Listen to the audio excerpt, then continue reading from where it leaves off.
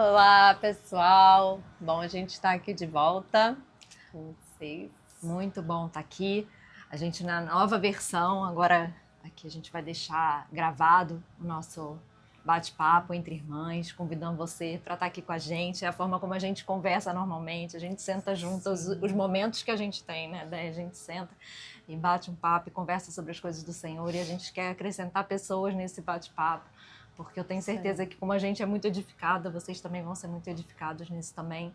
Por favor, desde já bota aí o seu joinha, já curte, já se inscreve no canal para vocês receberem notificação das próximas conversas que a gente vai ter. Coloca os comentários de vocês, isso pode ajudar a gente a trazer assuntos mais relevantes, né, para cada um. Enfim, mas normalmente a gente vai falar daquilo que o Senhor estiver falando com a gente, mas com certeza é muito bom ter a opinião de vocês nesse projeto junto com a gente. Isso aí, deixa então aí os comentários para ajudar a gente aqui, que vai ser bênção, em nome de Jesus. E hoje, gente, a gente vai continuar aqui com o tema da renovação da mente, que Deus tem movido e agitado assim, o nosso coração nesse sentido, né? E eu lembrei de uma pregação que há um tempo atrás, né, o Senhor me deu, a respeito do naufrágio de Paulo, né? E foi bem interessante a relação de toda a forma como tudo aquilo aconteceu e do processo de renovação da mente, né? Então eu vou ler aqui, a gente vai comentando, né?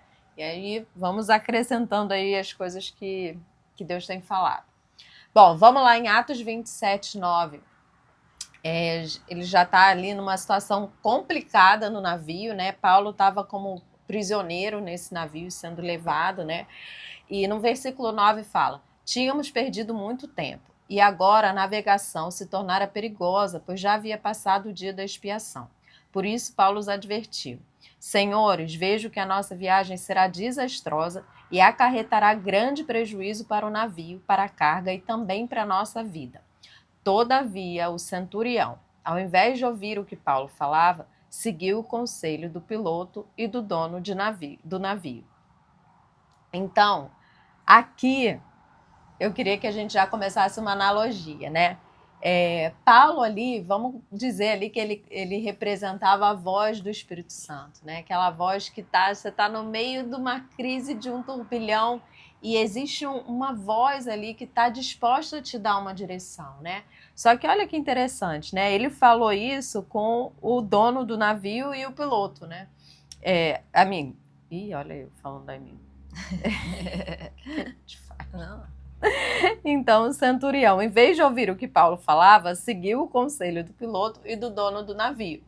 Ou seja, exatamente como a gente faz tantas vezes, que ao invés da gente ouvir aquela voz do Espírito Santo, a gente dá mais razão para aquilo que tem mais lógica, né? O dono do navio, o piloto que é entendido, que tem tanto conhecimento, né? E o próprio centurião que estava ali, depois ele explica que estava mais interessado em passar o inverno num porto mais confortável do que aquele onde eles estavam. Então, muitas vezes isso acontece, exatamente essa é a nossa escolha no meio ali da tempestade, né? A quem a gente vai ouvir, né? E a gente vê que no final o centurião segue o piloto, né? O dono do navio, e começa um vento de furacão ao ponto deles não terem mais o que fazer e de começarem um desespero total. E eles lá para frente, a gente vai ler que veio no versículo 18 aqui, ó. No dia seguinte, sendo violentamente castigados pela tempestade, começaram a lançar fora a carga. E no terceiro dia, lançaram fora com as próprias mãos a armação do navio. E aqui eu queria que a gente desse tipo uma pausa, porque aqui quando eu li esse texto, né, o Espírito Santo assim saltou aos meus olhos, né? Eles lançaram fora com as próprias mãos a armação do navio. A armação do navio é toda a estrutura, tudo, é praticamente o navio, né? Só ficou a carcaça. Eles perderam ali toda a forma de controle, não tinha mais como controlar o navio. Ou seja, eles decidiram, com as próprias mãos, jogar fora todas essas ferramentas e se permitir ficar à deriva. E é muito interessante porque Paulo depois fala, né? Vocês deveriam ter aceitado o meu conselho, né? A gente não precisaria ter perdido tudo isso. Mas tudo bem, né? Ainda assim o anjo veio, me visitou e nós não vamos morrer, né? Vamos perder tudo, mas não vamos morrer. E através desse texto, né, o Senhor me deu essa imagem que ficou tão clara na minha cabeça, de como a gente confia nessas ferramentas, de como a gente confia em ter o controle, em como a gente tem dificuldade de abrir mão de todo o controle, e como é difícil a gente só ficar à deriva e confiar no Senhor, né, e confiar que Ele vai levar a gente. Foi exatamente o que aconteceu depois, né? Paulo até falou, ó, o vento vai levar a gente para uma ilha. Gente, mas essa paz, essa confiança de que esse vento vai te levar para um lugar seguro, né? É algo que a gente às vezes não tem no meio da crise. E por conta de confiar mais nas ferramentas de controle, a gente acaba passando por muitas crises na vida, né? Se eles tivessem ouvido Paulo desde o início, poderiam ter evitado tanto problema, né? Tanto prejuízo. Então a gente vai falar um pouquinho sobre essa disposição de abrir mão, né? De lançar fora. Às vezes a gente tem que fazer isso porque a gente já se meteu num problema tão grande que a gente chega assim, eu desisto, eu não sei fazer isso. E tudo bem, Deus é misericordioso, né? E se a gente está nesse lugar, tá tudo bem, mas está na hora de lançar fora, né? Então, eu acho muito interessante tudo, né? Todo o processo. Esse texto é muito rico, né? Tem muita coisa que a gente pode tirar dele, mas eu acho que essa coisa da voz sutil do Espírito, né? Que a gente estava falando aqui. Essa voz de Paulo ali no começo. Como é difícil a gente dar ouvidos ao Espírito. Que tipo de flexibilidade eu tenho que ter, né? Como eu tenho que estar disponível para o Espírito para dar ouvidos a ele, para dar peso para a voz do Espírito. Porque é tão mais fácil, né, na nossa vida, aquilo que a gente vê, né, normalmente tem muito mais peso. Então, assim, mas olha a minha conta bancária, você não sabe o que eu estou vivendo, mas eu tenho que fazer isso, né? Olha a pressão que eu estou sofrendo. Enfim, a gente pode dar nome, né? O dono do navio e o capitão podem ser tantas coisas que têm guiado a nossa vida. O que tem guiado, né? O que tem sido a voz que eu estou ouvindo na hora que eu tomo as decisões de que caminho eu vou. Qual é a pressão que está vindo sobre a minha vida? Quando tem alguém que está me falando, olha, é melhor você ir para outro lugar agora. É melhor vocês não percorrerem esse caminho. Eu vejo gente, né? A gente conhece histórias de pessoas que se mudaram porque estava uma situação difícil e talvez elas não... E nada de errado, né? Abraão foi convocado, né, em tempos difíceis de sair de um lugar e para outro e tantos outros homens na Bíblia. Eu acho que às vezes as circunstâncias falam, mas às vezes também a gente, movido só pelas circunstâncias, não espera o Espírito Santo falar, dá o aval, pode ir, vai. E a gente já viu tantas pessoas que nesse ímpeto das pressões escolheram caminhos que depois enfrentaram furacões depois, crises difíceis, tiveram que largar tudo, perderam tanta coisa. E para recuperar isso, meu Deus, para recuperar isso depois é um processo. Então, assim, tão mais fácil seria a gente dar ouvido a essa voz. Sim. Então, isso me faz pensar que, assim, realmente, né, o nosso devocional, a nossa vida tem que ter espaço para ouvir a voz do Espírito. Essa pressão, ela tem que ser contrabalançada com a voz do Espírito. A gente precisa parar para ouvir o que o Espírito quer falar, para confirmar se essas pressões são coisas que que tem que vir sobre nós agora e a gente tem que seguir esse caminho, ou se elas são só um fantasma. Sim, né? E a gente estava até antes aqui conversando, né, sobre o temor do Senhor, que é o princípio da sabedoria, né? E foi interessante que comigo e com ela ontem, né, o Senhor foi falando sobre isso, e eu tive assim, estava andando, orando, e me veio uma imagem até engraçada, assim, de quando eu tenho um cachorro aqui, o Luke. Agora eu tenho 2 cachorros. Um é mega obediente e o outro ainda tá aprendendo.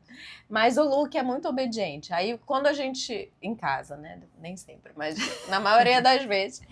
A gente fala assim, Luke, please. E ele imediatamente senta.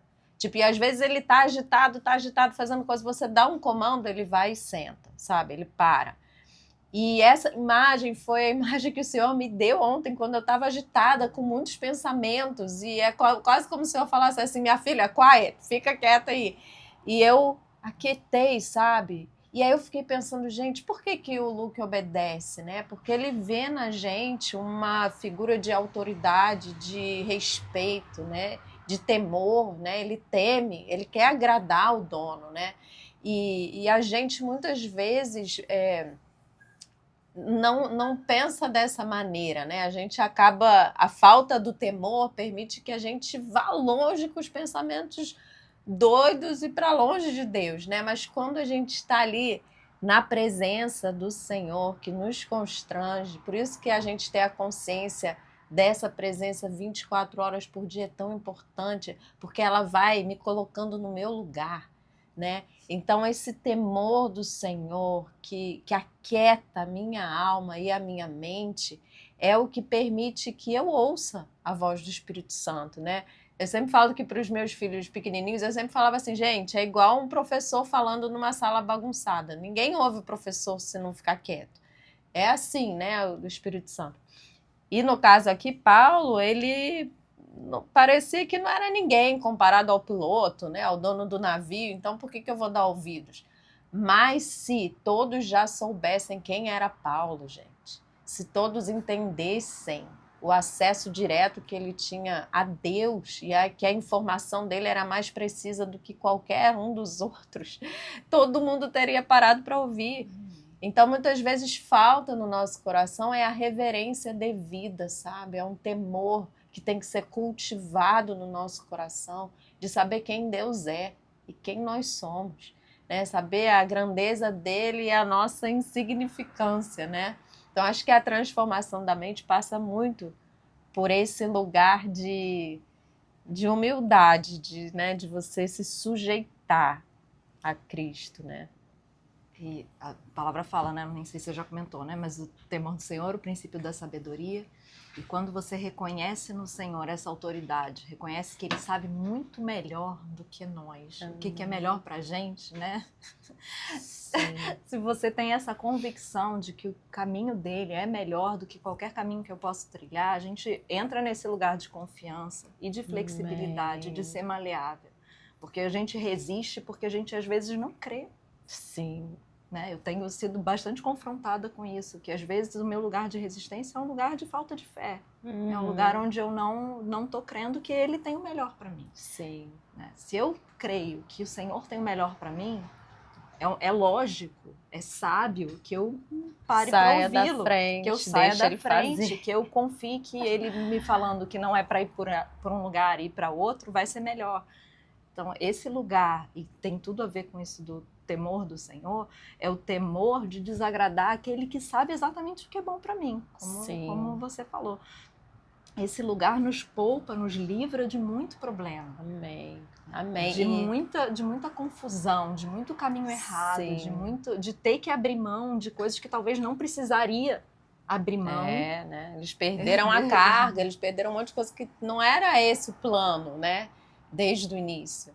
Mas chega uma hora que a gente vai se colocando em situações que o prejuízo é maior, né? Mas assim, tudo bem, né? Assim, não é para a gente trazer condenação, né? Mas é para a gente lembrar que existe sempre a esperança, né? Assim, existe sempre um Deus vivo, presente, que está ali para salvar a gente, né? Para tirar a gente do sufoco, né? Porque vamos supor, tudo bem, passamos, a gente esqueceu, não ouviu aquele dia, a gente está no meio da confusão, agora a gente está já no meio da crise, estamos aqui precisando, e aí o Senhor começa a falar de novo. Sim. Abre mão disso. Agora é hora de você deixar, porque, né, essa coisa da renovação da mente é isso. Agora você vai abrir mão dessas fortalezas, daquilo que tem te dado segurança, e agora você não tem mais opção. Sim. Agora você tem que confiar em mim. Agora você vai ficar à deriva e agora abre mão do navio inteiro, abre mão do controle completamente. Então vamos supor que a gente está nesse lugar. Já passamos, perdemos a primeira deixa, perdemos a chance ali de poder ficar com o navio. Isso não porque ele é um Deus mau, mas porque ele quer provar pra gente que ele é um Deus bom, de que ele sabe o melhor pra gente, o melhor caminho. E aí, estamos nesse lugar. Agora a gente precisa ouvir as direções. Amém. E às vezes a direção é abre mão. Abre mão das fortalezas da sua mente. Amém. Abre mão desses pensamentos que até agora não te levaram para o lugar onde você queria. Sim. E olha que interessante. Ontem, exatamente foi isso que, né, foi acontecendo. Aí quando eu senti o quiet, né, fica quieta. Eu fiquei quieta, gente, é tão lindo. Que parece que se abriu uma porta de novos pensamentos que eu nunca pensaria, né? Existe um portal ali. E o que o Espírito foi ministrando no meu coração foi assim, minha filha, eu não só te dou a direção, mas eu te dou toda a provisão, toda a riqueza necessária, né? Assim, em todos os sentidos, né? Você precisa perdoar, eu vou derramar sobre você amor e você vai perdoar, sabe? Você precisa, sei lá, conquistar algo, vencer o medo. Aqui na minha presença eu tenho a provisão para isso. Porque o Senhor, ele não é um Deus distante, um Deus de só comandos e você vai e não é assim, porque o Espírito habita dentro de mim, então tudo aquilo que o Senhor me conduz a fazer, ele me capacita para fazer, sabe? É como se houvesse, existe, né, esse acesso às verdadeiras riquezas. As verdadeiras riquezas, gente, que capacitam a gente a fazer a vontade de Deus, são as virtudes, né? São aquelas virtudes que Paulo manda a gente acumular, né? A fé, né? O domínio próprio, todas aquelas coisas que a gente vê Paulo falando, estão acessíveis. Mas a verdade é que não dá para ser a gente conduzido pelas duas coisas ao mesmo tempo. Isso que é difícil pra gente, né? Porque você realmente, para entrar nesse portal, quando eu entro por uma porta, gente, eu estou abrindo mão de estar no cômodo que eu estava, né? É impossível, né? Eu tenho que entrar nesse lugar. E muitas vezes exige essa fé, muitas vezes não, né? Eu acho que a fé é o lugar ali, né? Que é a ponte, a porta, digamos assim. O livro que eu estava lendo hoje, eu estou lendo alguns livros juntos, e aí o Bill Johnson fala, e ele está citando um outro autor que eu agora não vou lembrar, mas ele fala, fé é igual a risco. Aí ele bota RISCO. E realmente é o risco que você corre. Mas é um risco calculado, nessa confiança de que o Senhor é bom. Amém. Então, na nossa concepção humana, para o nosso homem carnal, é um risco. Sim, mas para o nosso homem espiritual, ele conhece o chão. E o chão é a própria palavra que está ali marcando o amor, né? É o amor, é tá tudo. Confiando é todo num pai amoroso que ele vai né? dar Isso, pra gente. Muito bom, porque às vezes assim, eu não estou entendendo nada, mas eu sei que meu Deus é bom, então eu vou lá e eu vou fazer o que ele me pedir para fazer, né? E você estava falando uma imagem que veio para mim no momento que eles vão. Primeiro despede a carga, depois vai, né, toda a armação do navio. Isso para mim fala de uma transparência, né? Vai tirando tudo que estava talvez tapando o problema. O problema era que aquela estrutura não estava deixando eles irem para o lugar que eles agora precisavam ir. E eu acho muito poderoso isso, essa luz do Espírito que mostra pra gente, porque você falou que se eu preciso perdoar, eu vou perdoar, mas às vezes a gente não se deixa nem ouvir aquilo que a gente precisa fazer. Exatamente. Então, eu já tenho, né, um hábito de escrever, de manhã escrever as minhas orações, mas eu tô fazendo isso um pouco mais intencionalmente, até baseado também num outro livro que fala do caminho do artista. Ela não é nem cristã, mas ela fala um pouco isso de você esvaziar os pensamentos amanhã, esses primeiros pensamentos, escrever pelo menos 3 páginas de alguma coisa.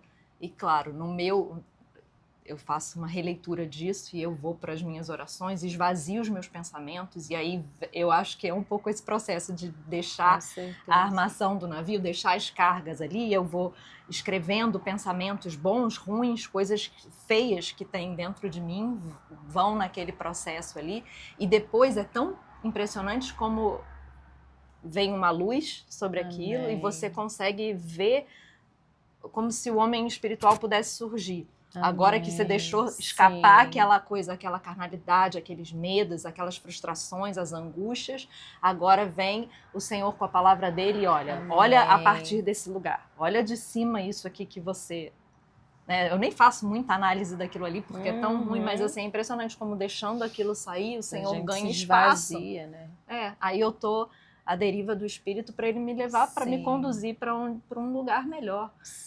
Eu não consigo fazer isso sempre, mas eu adoraria. É muito importante essa questão, né, do fortalecimento do homem interior, né? Às vezes é isso, né? O nosso homem interior é Paulo ali falando que é o único capaz de ouvir Deus, né? Só quem ouve Deus é o nosso espírito, a nossa mente carnal, ela não tem essa capacidade. Então, se eu não priorizo, se eu não alimento, se eu não estou ali nutrindo, né, dando espaço, literalmente eu preciso dar espaço para esse homem interior crescer em mim a cada dia, né? E é legal isso que a Diana está falando, né? Se a gente está chegando à conclusão que estamos no meio da crise, parará.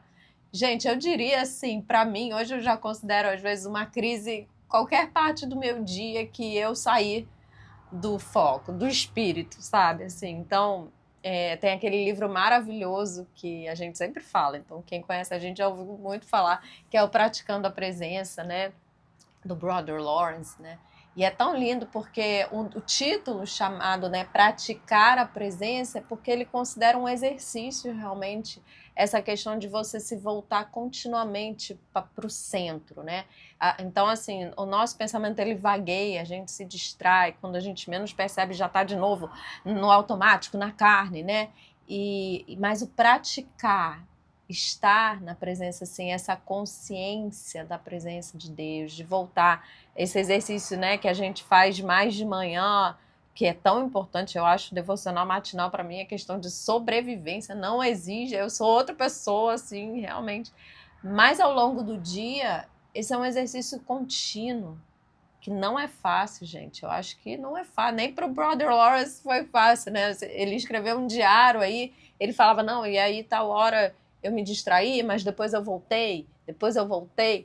Então, se hoje é o dia de você voltar, eu não direi nem o dia, né? Se nesse minuto, né, você precisa se voltar para o Senhor, que a gente comece a exercitar esse músculo de voltar, sabe, para o Senhor, voltar. Gente, o Senhor é bom, Ele é misericordioso, Ele está pronto para receber a gente de volta a cada segundo do nosso dia, né? Então, que esse seja o maior objetivo, sabe, dos nossos dias, não perder de vista, né, o Senhor e dar lugar para essa voz, né? Eu gostaria só de complementar, porque assim, acho que cada um tem uma prática de vida, né? E nem todo mundo vai conseguir, de repente, esse devocional matinal Sim. Assim, apesar, né, da Bíblia falar antes que, né, o dia aconteça, a gente tem que buscar o Senhor, né, os salmos e várias recomendações para que a gente faça isso na primeira hora do dia. Às vezes passa, mas você pode fazer isso ao longo do dia em outras situações. Sim. Isso sem dúvida. E durante as suas tarefas. Então, você está dirigindo, você está trabalhando, você está faxinando a casa. Quantas vezes nessas tarefas diárias o Brother Lawrence fala disso, né? Ele está ali cozinhando no convento, né? Fazendo as coisas. Para ele lavar a louça convento, era mosteiro. o must, Convento, assim, acho era que é de mulher, mosteiro. Ele fala isso, né, que ele lavando a louça era onde ele mais ouvia Deus e que às vezes ele era interrompido de lavar a louça para ter que orar lá com todo mundo, que para ele atrapalhava, né? Assim, então, tamanho assim, era eu gosto dessa coisa da gente às vezes tirar esse misticismo das coisas. Então, na sua vida dá para encaixar. O Senhor fez a nossa vida e Ele cabe na nossa vida. Porque às vezes a gente tende a achar ao longo do... não, você não tem um dia igual a eu, você não está correndo igual a mim, você não trabalha igual eu trabalho, você não faz o que eu faço. Mas eu tenho certeza de que na sua rotina é possível estar alerta para isso e encontrar caminhos que você vai encontrar Deus no meio do seu dia e fazer disso esse reencontro e se tornar flexível. Eu acho que o principal ponto, né, que eu gostaria, assim, todos esses papos que a gente tem feito sobre renovação da mente, o muito importante é que a gente esteja flexível, disponível, maleável ao Senhor, para Ele mudar as nossas direções, para Ele fazer a gente abrir mão das cargas, para abrir mão de pensamentos, de fortalezas da mente, da gente confiar nesse Deus, nessa voz, acima de outras vozes, da gente conhecer a vontade de Deus. Você só vai reconhecer essa voz, se você tiver algum hábito de estar em contato com ela. Né? Eu reconheço a voz do André de longe, porque estou a vida inteira com ela. Então, onde ela falar, aí, essa é a voz da minha irmã. Mais conheço. Então, assim é a voz do Senhor. Ele vai poder chamar a gente ao longo do dia, a gente vai reconhecer essa voz porque a gente está próximo. Mas faça um tempo. Assim, vamos acabar com essas desculpas que a gente tem, e a gente tem muitas maneiras de criar justificativas para a gente se afastar disso, para a gente abafar, para a gente, você não sabe como eu vivo, você não sabe o que eu faço, você não tem a minha vida. Eu realmente não tenho a sua vida. A gente tem vidas diferentes, mas eu sei que o Deus é Deus todo-poderoso. E Ele quer se relacionar com todos nós. Então, tem que haver uma forma da gente encontrar esse caminho. É interessante, assim, que a Joyce Meyer está no livro, né, do Campo de Batalha da Mente, que eu vou começar o estudo já. Ela fala muito dessa necessidade vital, né, para todo crente, dessa renovação. Porque você imagina assim, o corpo de Cristo, gente, nós somos o corpo de Cristo, nós somos os filhos de Deus nessa terra. Se eu que sou filho de Deus não priorizo ouvir os comandos dele, se eu que sou corpo de Cristo, eu não ouço os comandos, quem vai ouvir? Né? Quem vai representar Cristo na terra? E se eu sou tão diferente daquele a quem eu represento, tem alguma coisa muito errada nisso, né? Então eu creio que é assim um chamado de Deus desses últimos tempos, sabe? A restauração da noiva, a santificação, sabe? Eu creio que o Senhor está voltando e Ele está procurando uma noiva preparada, né? Ele está procurando ali uma noiva que está atenta, que está ali ligada em tudo, nos movimentos dele, né? Assim, e um corpo que responde. Gente, é muito ruim você ficar com alguma coisa paralisada, sei lá, igual você toma uma anestesia, né? Você quer mexer o braço não mexe. Imagina isso, é horrível. Então eu acho que nós, como corpo de Cristo, temos a responsabilidade de entender o nosso papel no reino, de entender o nosso papel no corpo, né? De estar atento aos impulsos do Espírito, que é como se fossem esses comandos para os nervos, né? E se a gente simplesmente se nega, se a gente simplesmente se enche de desculpa, né? E falar, não dá, isso aqui não dá, isso não dá para mim. É uma escolha também. E tudo bem, Deus não vai, né? Não vai brigar com você. Mas você está perdendo uma grande oportunidade, você está dizendo não, né? Não está respondendo, talvez, à altura do sacrifício de Jesus, né? E eu acho que isso é mais sério, sabe? Isso é mais sério do que a gente pensa, porque a nossa cultura está tão entranhada na velocidade, no fazer, na produtividade. A gente acha tudo tão normal, tão normal. Nós que somos crentes, nós da igreja, achamos o estilo de vida de hoje em dia tão normal. E a gente não para ver que é tão diferente do estilo de vida que Jesus levou, que talvez deveria ser nosso maior exemplo, né? Então aí entra um monte de coisa também de um livro maravilhoso que é o do Hurry, do John Mark, que depois a gente pode deixar aí também as anotações desses livros todos. Que a gente fala. Mas eu acho que isso é mais sério do que parece, mais sério do que a gente tem pensado. Talvez acho que a igreja tem que refletir um pouco nesse ritmo, né, de vida. Eu sei que tem coisas que fogem ao nosso controle, mas aquilo que deveria ser uma intenção do nosso coração, né, de encontrar Deus todos os dias, de priorizar Ele, eu acho que isso a gente tem que fazer, né? Tem que fazer. De tudo é o que faz os nossos dias valerem, né? Isso. O Senhor ensina-me a contar os Amém. meus dias, e esses dias são contados onde a presença dele nos marcou, onde fez diferença, verdade. onde a gente pode mudar um pensamento, onde a gente pode tratar alguém de forma diferente, onde a gente vê o poder do Senhor transformando a nossa muito vida. lindo isso, né? essas coisas são Tocando. eternas, gente, e ainda em vida a gente consegue ver, né? Por exemplo, eu também tenho os meus caderninhos, né, e tal, e tem, às vezes eu vejo no caderno só anotação também de coisas que eu tenho que resolver, isso, parará, né, anotações antigas, e essas folhas não têm valor nenhum para mim. tipo assim, eu poderia jogar fora. Se eu tivesse um caderno só daquilo, eu com certeza já teria jogado fora.